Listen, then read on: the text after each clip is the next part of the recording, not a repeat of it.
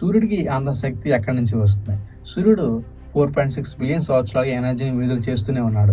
ఎంతకాలం అతనికి ఎనర్జీ ఎక్కడి నుంచి వస్తుంది? సూర్యుడి మధ్యలో ఉన్న కోర్‌లో ఉష్ణోగ్రత దాదాపు 1.5 కోట్ల సెల్సియస్. అక్కడ గ్రావిటీ వల్ల ఏర్పడే విపరీతమైన ప్రెషర్‌తో హైడ్రోజన్ న్యూక్లియై ఒకదానితో ఒకటి చాలా దగ్గరగా వస్తాయి. అప్పుడు అవి ఫ్యూజన్ అనే ప్రాసెస్ ద్వారా చివరికి హీలియంను తయారు చేస్తాయి. హైడ్రోజన్ న్యూక్లియర్ ఫ్యూజన్ ప్రక్రియ ద్వారా హీలియంగా మారినప్పుడు ఏర్పడిన హీలియం యొక్క మాస్ మొదట ఉన్న హైడ్రోజన్ న్యూక్లియర్ మొత్తం మాస్ కంటే కొంచెం తక్కువగా ఉంటుంది. ఆ తేడాగా మిగిలిన మాస్ ఎనర్జీగా మారుతుంది. ఇక్కడే ఐన్‌స్టీన్ గారి E=mc² ఫార్ములా బయటపడుతుంది. మ్యాటర్‌లోని చాలా చిన్న మాస్ కూడా ఎనర్జీగా మారినప్పుడు అది ఊహించనంత పెద్ద మొత్తంలో ఎనర్జీగా మారగలదు. సూర్యుడు ప్రతి సెకండ్‌కు సుమారు 600 మిలియన్ టన్స్ హైడ్రోజన్‌ను ఫ్యూజన్‌లో ఉపయోగిస్తాడు. అందులో దాదాపు 4 మిలియన్ టన్స్ మాస్ ఎనర్జీగా మారుతుంది.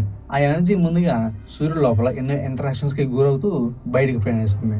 చివరికి సూర్యుడి సర్ఫేస్ నుంచి కాంతి మరియు ఇతర ఎలక్ట్రోమాగ్నెటిక్ రేడియేషన్ రూపంలో అంతరిక్షంలోకి విడుదలవుతుంది.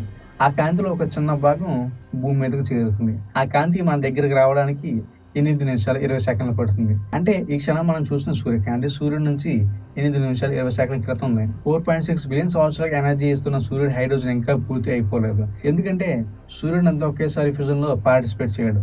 ఈ ప్రాసెస్ అంతా అతని కోర్‌లోని అత్యంత వేడిగా ఒత్తిడిగా ఉన్న ప్రాంతంలోనే జరుగుతుంది. అంటే మనం ప్రతిరోజు చూస్తున్న సూర్యకాంతి సూర్యుడి కోర్‌లో జరుగుతున్న న్యూక్లియర్ ఫ్యూజన్ నుంచి వచ్చిన ఎనర్జీ.